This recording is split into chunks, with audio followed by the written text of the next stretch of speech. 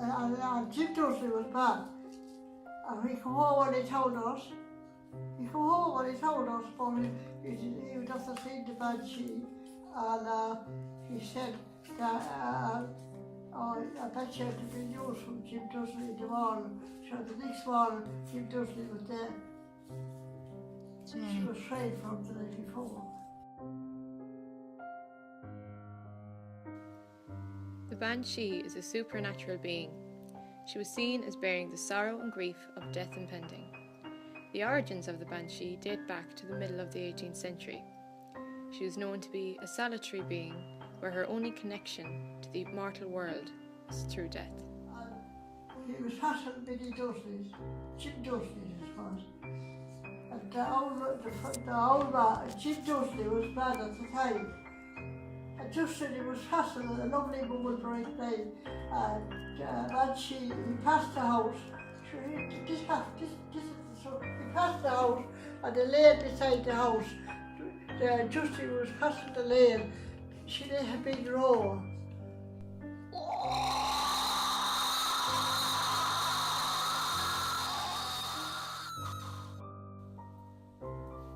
The cry of the Banshee is said to be heard when someone is dying or about to die. People say that her scream is indescribable, and similarities have been made to the sound of the keening woman mating cats or a vixen's call. She took hold and she combed the hair like that in the front. The death messenger is often depicted as combing her hair. It is believed in some circumstances that the comb could be found by persons in a frequent place visited by the Banshee. In some records, it is said that there may have been serious or even fatal consequences to those who have taken or meddled with the comb. The Banshee's retrieval of her comb is usually somewhat delayed, and her arrival at the house is announced by cries and wailings, heard in particular at the windows or door. The legend is very much passed down orally. Printed versions are scarce in the transmission of the comb legend. My mother used to tell me a story that her mother told her when she was younger. So it was about a banshee. So one day this woman was walking home from the shop, and she seen a comb on the side of the road. So she picked up the comb and she brought it home with her, and she left it in her bedroom. Then later on that night, the Banshee came wailing at the door. So her husband knew it was the Banshee, so he got a pair of tongs.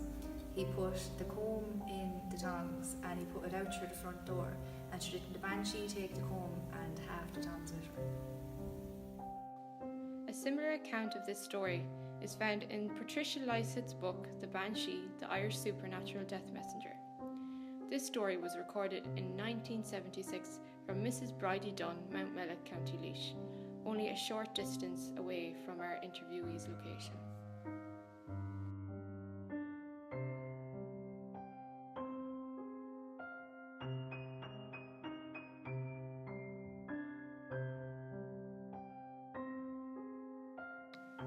The vast majority of the versions of the comb legend have been collected in Leinster, with 50 out of 70 versions of known provenance. Munster holds 17 versions, Connacht 11, and just one version from Ulster.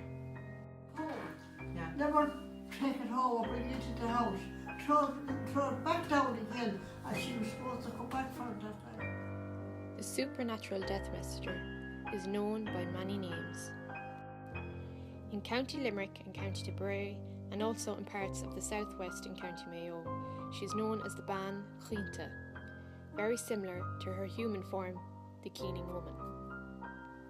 In County Waterford, she is known as the Bibe, the Irish being Bive. In parts of Laois, Kilkenny, and County Tipperary, she is known as the Bushinta. In southern parts of Kildare, Wicklow, Carlow and Wexford, she is known as the Bow, the Irish being Bive.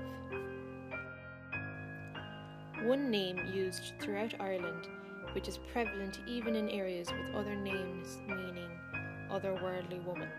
The Irish Banshee has been anglicised to the term most known today, which is the Banshee.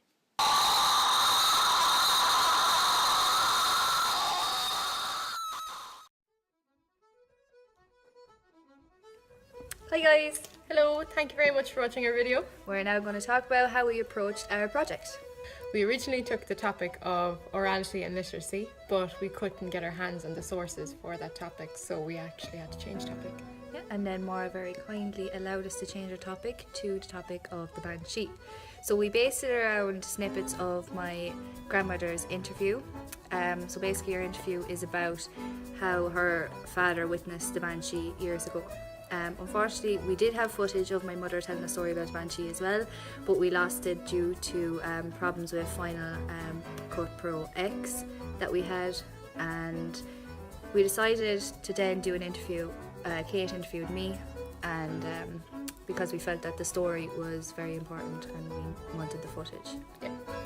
So like Emma said, we used Final Cut Pro X to edit our video, and we took the images from Google Images, and we took snippets from the film Derby O'Gill and The Little People, and we used that throughout our project. And the backing track was taken from Free Music Archive. This is about our 7th take. We used our phones to... Would you get up? We used our phones to video, so like Emma used her phone to video her granny and stuff, and I videoed it with my phone, and we used the audio recordings from our phones as well.